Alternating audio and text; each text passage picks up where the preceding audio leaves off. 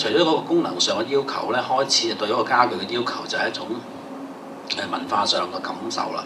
即係嗰件嘢嘅設計會係點咧？咁點解會中意嗰件嘢咧？咁個係嘅顏色定個 form 咧？咁最近年紀越嚟越大咧，就開始買啲舊傢俬，開始啊咁啊因為由做設計開始就開始收集一啲人物啲嘢都唔係好多嘅，即係中國啲舊家具咁樣。咁整下屋企都有好多對凳，咁即係一路改一路對嗰個家具嘅感情又唔同。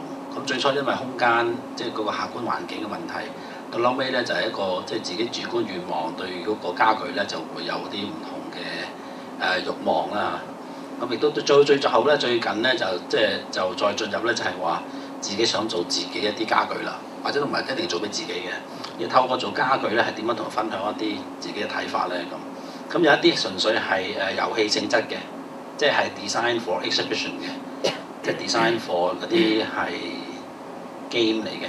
但係亦都有一啲咧會係開始係真係喺屋企用嘅咁咯。咁呢個展覽咧會我即係覺得有趣參與就係即係佢唔同角度去睇呢個家居同埋家具啦。咁我就想將我其中一啲咧就等出嚟咧，大家一齊去大家分享下。